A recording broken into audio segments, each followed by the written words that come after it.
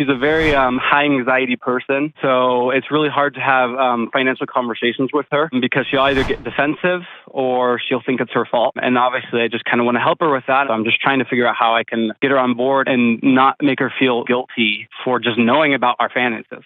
How long have you been married? Almost 4.5 years now. Okay. You can't make your wife feel anyway. Okay. You can't make her not feel guilty if she chooses to engage in any hard conversation with guilt and shame. Are you a safe place for her to have a conversation? Are you one of these dudes that's always got a spreadsheet, always has an idea? Or is she come from a traumatic place and she doesn't know how to have a hard conversation? Financially, she grew up in a third world country where her dad was always working, her mom was at home, and Alex, literally, lead with that next time. Her family barely had enough money to get by. Yes. So that definitely has to play into it for sure. So we're good financially, but we want her to stop working because we want to have a second child. I just want her to make sure that we're both in on the same page before we take that step and say, hey, here's the there are problem. certain things we can do and can't. Here's the problem. Same page for her is an emotional connectivity and mutual vulnerability. Same page for you is a spreadsheet of when we're going to pay off what and how much we're going to have saved by this date. Yep.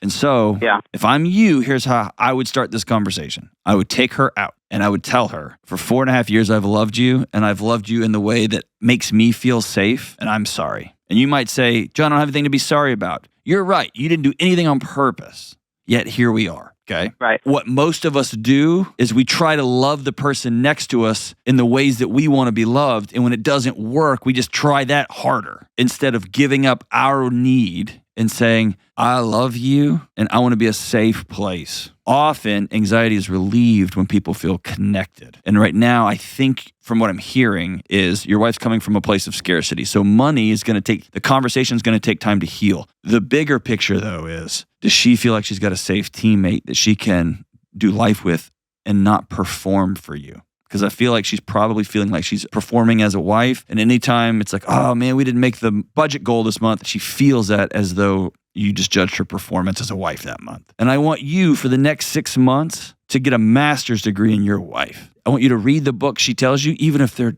dreadful. And I want you to listen to the albums, and I want you to sing along. And I know you're thinking, what does this have to do with anxiety? What does it have to do with money? It has to do with you are giving her a foundation that she can stand on firm footing. And she's probably never stood on that in her life. And for you and me, firm footing is spreadsheets and assurance. And for other people, assurances. Are you still going to be there? This is all of me. Do you love me? She's going to have to practice. Hey, honey, we have to talk about budget, and I need you for 30 minutes to not walk away from the table. Can you be here with me? Yes. Game on.